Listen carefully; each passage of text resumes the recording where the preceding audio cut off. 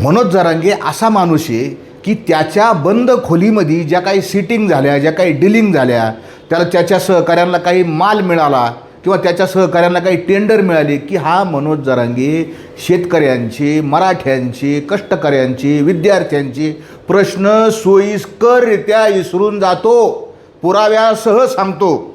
आत्ता महाराष्ट्रात राष्ट्रवादीचे आमदार रोहित पवार यांचं पंढरपूरला शेतकऱ्यांची सरसगट कर्जमाफीचं उपोषण चालू आहे. मनोज जरांगेंनी शेतकऱ्यांच्या प्रश्नावर याच्या आधी काय काय भाषणं ठोकलेत कॅमेऱ्यापुढं हे तुम्हाला माहीत नाही का? विसरून गेले का? जरांगेचे जे समर्थक आहेत, तुम्ही कधीतरी जरांगेला फोन करीत जाओ, ओ जरांगे साहेब, आपण मागच्या वर्षी सांगितलं होतं की दिवाळीनंतर आपण राज्याच्या शेतकऱ्याची सगळी मिटिंग घेणार आहेत आणि असं आंदोलन करायचं. हे मनोज जरांगे काय म्हणले ते माहिती आहे का? असं आंदोलन करायचं मागच्या 100 वर्षात झालं नाही आणि पुढच्या 100 वर्षात होणार नाही, असं आंदोलन करायचं. आणि मनोज जरांगे काय म्हणले माहिती का तुम्ही? एका मंत्र्याला धरायचं, त्यांच्या मुंडक्यावर पाय द्यायचे आणि शेतकऱ्याची कर्जमुक्ती करून टाकायची. मी नाही बोलत, मनोज जरांगे बोलतेत, एकदा ऐका. बैठक घ्यावं लागेल राज्याच्या शेतकऱ्यांची आणि असं आंदोलन उभा करायचं. इथून पाठीमागे 100 वर्ष, इथून पुढे 100 वर्ष झालं नसेल, इतक्या सुखाच्या मागण्या ते म्हणते त्या मागण्या मंजूर करून घ्यायला तेव्हा सोडायचे. मुंडक्यात पाय वागणारे सगळ्या शेतकऱ्याचे शेतकरी सुखी होऊ शकत नाही. नुसतं भातनाने रिळाल्या काढल्याने, वावराने हिरल्याने, चिखलात गेल्याने शेतकऱ्यांचं उद्ध्वस्त झालेला संसार भरून निघणार नाही. काय म्हणले मनोज जरांगे? तुम्ही म्हणले का नाही ओ अंधभक्त, ओ जरांगेचे समर्थक? अरे जरा फोन करा ना मनोज जरांगेला तुम्ही. दिवाळीनंतर राज्यातल्या सगळ्या शेतकऱ्यांची बैठक घेणार होता हा जरांगे, हा असं आंदोलन करणार होता. हा मागचे 100 वर्ष झाले नाही, पुढचेही 100 वर्ष होणार नाही, असं आंदोलन करणार होता मनोज जरांगे. मंत्र्याच्या तर मुंडक्यावर पाय देणार होता जरांगे. कोणत्या मंत्र्याच्या मुंडक्यावर पाय दिले तू ओ जरांगे?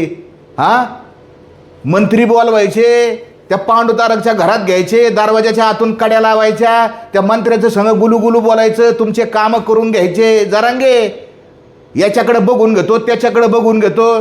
तूच बोलला ना कर्जमुक्ती झाली, कर्जमाफी नाही, कर्जमुक्ती झाली नाही ना, तर मी एकाकडं असा बघतो. काय बघतो? जरांगेचे समर्थक अंधभक्त. हा पण एकदा जरांगेचा व्हिडिओ ऐका. आपलं जर सगळे एकजुटीने लढले तर यांचा सुपडा साफ होतो. प्रश्न तुमचे सांगायचे आणि लगेच सोडून घ्यायचे, लफडत नाही ठेवायचं लगेच. कवा सुटणं काय होईल, दणक्यात कार्यक्रम लगेच. शेतकऱ्याचा प्रश्न जागरच निकाली काढायचा. 50 बाऱ्या पळपळत नाही. ते कसं काय कर्जमाफी ते शेतकऱ्याचं करत नाही ना. 30 सप्टेंबरच्या आत मग दाखवतो त्यांना काच. त्यांनी 30 सप्टेंबरच्या आत सरकारनं कर्जमुक्तीच करायची कायमची. अंधभक्तांनो, काय म्हणले तुमचे जरांगे पाटील? यांचा सुपडा साफ करायचा. यांचा म्हणजे कोणाचा? भाजपचा सुपडा साफ करणार होते तुमचे पाटील. झाला का सुपडा साफ? बरं, पुढं काय म्हणले ते? 30 सप्टेंबरच्या आत कस काय कर्जमाफी देत नाही तेच बघतो, कचकाच दाखवतो. कोणाला कचका दाखवला जरांगे? विखे पाटलांना कचका दाखवला, पांडुतारकच्या घरात सामंतांना दाखवला. कोणाला नेमका कचका दाखवला? कोणाला? का त्यांनी तुला कचका दाखवला काहीतरी? का बोलत नाही तू शेतकऱ्याच्या प्रश्नावर? तू दिवाळी झाल्यावर राज्यातले सगळे शेतकरी गोळा करणार होता. तुझी कोणची दिवाळी आहे? तुझी 30 तारीख तरी कोणची आहे ते कळून दे ना. आता पंढरपूरचं आंदोलन जाहीर झालं. हा मनोज जरांगे तिथं जाणार म्हणजे जाणार. कशा करता जाणार? 2 गोष्टी करता जाणार. एक तर त्याची लाल करून घ्यायला जाणार, मग त्याला कॅमेरा लागतो, मग ते भाषण करणार आणि मग बोलणार, मग याव करणार, ट्याव करणार आणि मी सरकार संघ आता मध्यस्थी करणार, सरकार संघ बोलतो, असं करतो. आता तू मध्यस्थाची भूमिका घेणार का? नेमकं काय करणार ती बी कळणार आता जरांगे तिथे गेल्यावर.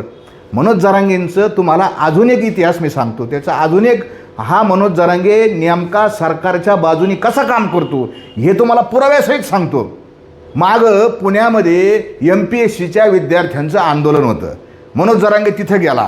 लोकांना असं वाटलं, प्रचंड संख्येने विद्यार्थी होते, विद्यार्थ्यांना असं वाटलं की आता आमचं आंदोलन एकदम मोठं आंदोलन होणार, MPSCच्या विद्यार्थ्यांना न्यायच मिळणार. पण हा जरांगे आंदोलन करण्यासाठी गेला नव्हता, आंदोलन मोडण्यासाठी गेलता. जरांगे तिथे गेला, MPSCच्या विद्यार्थ्यांचं आंदोलन मोडलेलं आहे. आदल्या दिवशी रात्री मनोज जरांगे पुण्यात विद्यार्थ्यांच्या आंदोलनात गेला आणि काय म्हणला मनोज जरांगे? बघतोच कस काय परीक्षा घेते ते परीक्षा घेऊन देणार नाही जोपर्यंत या वयवाढीचा असन किंवा त्या MPSCचा विद्यार्थ्यांचा मुद्दा असेल ना तोपर्यंत मी सरकारला परीक्षा घेऊन देत नाही. हे आदल्या दिवशीचे स्टेटमेंट. मग रात्री मनोज जरांगे संध्याकाळी काय त्या मंत्र्यासंग याच्या संग फोन लाव त्याच्या संग फोन लाव आणि दुसऱ्या दिवशी मनोज जरांगेची भाषाच बदलली. दुसऱ्या दिवशी तिथं आला आणि मनोज जरांगे काय म्हणला नाही मी सगळ्यांसंग बोललो पण सरकारची काय मनस्थिती नाही परीक्षा रद्द करायची तुम्ही आता त्याच्या परीक्षा घ्यायला जा. काल तुम्ही विद्यार्थ्यांच्या आंदोलनामध्ये बसलेला होतात.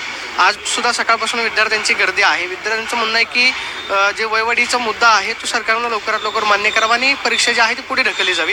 कालपासून तुम्ही मंत्र्यांशी बोललेला आहात. सरकारकडून प्रतिसाद येतोय दिसतंय. माझं एक विनंती आहे की त्यांचं म्हणणं आहे की आम्ही या पोरांना वाऱ्यावर सोडणार नाही. मला वाटतं बघूयात नंतर काय होईल ते. कारण ते 4 तारखेची उद्याची परीक्षा ते घेणारच हे त्यांनी सांगितलंय. त्यामुळं विद्यार्थ्यांनी असं माझं म्हणणं आहे की कोणाच्या लेकराचं वाटोळ होऊ नये परीक्षामुळं. कारण काही पोरांना वाटत असेल मग आता रद्द होतंय का नाही होणार का काय होणार का पुढं ढकलणार का त्यांनी पेपरला जाणार नाहीत काही जण जातील तर असं व्हायला नको. जे व्हायचं असेल ते होईल. आपण प्रयत्न करतो इथं. जर विद्यार्थी तिथं गेलेच खर्चीच व्हायला जाईल ना झाला बदल तर पुन्हा वापस येता येईल नाही पेपर झाले तर. पण पेपर झाले तर पेपर तर देता येतील ना. त्यांनी वाटोळ करून नाही घ्यायला पाहिजे. आता काय ही विषय थोडा वेगळा आहे आणि आमचा विषय थोडा वेगळा आहे. आपण या पोरांना भेट देण्यासाठी आलो होतो कारण आपण काही नेतृत्व काही करत नाही येतं. कारण आपल्याला ह्या विद्यार्थ्यांच्या शिक्षणातलं माहीत नसल्यामुळं त्यांना आधार दिला पाहिजे बळ दिलं पाहिजे म्हणून आपण इथपर्यंत आलो आहे त्यांच्या मदतीसाठी. परंतु मला तरी वाटतं आता की यांची मनस्थिती नाही आहे ना. तर आदल्या दिवशी रात्री विद्यार्थ्यांच्या समोर मनोज जरांगेने अशा डरकाळ्या फोडल्या बघतच एकेकाकडं कसे काय परीक्षा घेतात. एक मुख्यमंत्री असू नाही तर कोणी असू असं आंदोलन करू तसं करू याव करू ढ्याव करू आणि रात्रीतून मनोज जरांगेंनी त्या मंत्र्यांसंग फोनाफोनी केली सेटलमेंट केली आणि दुसऱ्या दिवशी ह्या मनोज जरांगेची भाषाच बदलली. मनोज जरांगे काय म्हणायला लागला नाही मी नेतृत्व करायला आलोच नव्हतो मी फक्त विद्यार्थ्यांना भेट द्यायला आलतो. आता त्यांची मनस्थितीच नाही त्यांचं असंच नाही त्यांचं तसंच नाही. मी उदय सामंताशी बोललो उपमुख्यमंत्र्याशी बोललो ह्याच्याशी बोललो आणि नंतर मनोज जरांगे सरकारची भाषा पोपटासारखा बोलायला लागला. तुम्ही आता काय करा जिथं तुमच्या परीक्षा केंद्र असतील ना तिथं परीक्षा द्यायला जा. काय होईन तुमची खर्चीच जाईन हेच होईन तेच होईन. मनोज जरांगेंनी अक्षरशः सरकारची सुपारी घेऊन MPSCच्या विद्यार्थ्यांचं आंदोलन पद्धतशीररित्या मोडून काढलंय. परत या MPSCच्या विद्यार्थ्यावर जरांगेचा चकार शब्द नाही चकार. ते विद्यार्थी कुठं आहेत गेले त्यांचं काय झालं याचं काही या जरांगेला घेणं देणं नाही. असा हा जरांगे वेळोवेळी पलटी मारणारा आहे आणि म्हणून हे तुम्हाला मी सांगतो. मला या माध्यमातून आपल्याला एकच गोष्ट सांगायची जरांगे फक्त आणि फक्त त्याचा आणि त्याच्या लाभार्थी टोळीचा फायदा पाहतो.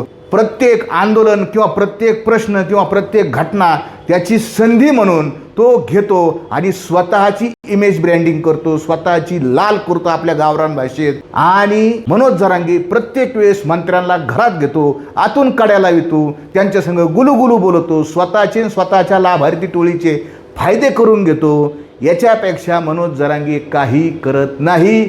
जर केलं असतं तर शेतकऱ्यांची कर्जमुक्ती याच्यासाठी मनोज जरांगेंनी काहीतरी पाऊल उचललं असतं. आजपर्यंत मनोज जरांगेंनी कोणतंही पाऊल शेतकऱ्यांच्या कर्जमाफी मुक्ती शेतीमालाचे भाव दुधाचे भाव ते काय पीक विम्याचे पैसे हे सगळे भाषणे आहेत त्याचे सगळं रेकॉर्डेड आहेत. पण कसं आहे तुम्ही जे आहेत ना ते जरांगेचे समर्थक तुमच्या डोळ्यावर ती अंधभक्तीची झापड आलेली. तुम्ही जरांगेला प्रश्नच विचारू शकत नाही. जरांगेला प्रश्न विचारायची हिंमत फक्त याच मराठ्यात आहे आणि याच मराठ्याने जरांगेला प्रश्न विचारलेले आहेत. आणि म्हणून सांगतो प्रश्न विचारणं हा लोकशाहीतील आपला अधिकार आहे. प्रश्न विचारणं हे जिवंतपणाचं लक्षण आहे आणि म्हणूनच ते जिवंतपणाचं लक्षण मी ते करतो. मी कोणाच्याही तुमच्या शिव्यागाळीला घाबरत नाही. मी प्रश्न विचारतो आणि प्रश्न विचारित राहणार. धन्यवाद.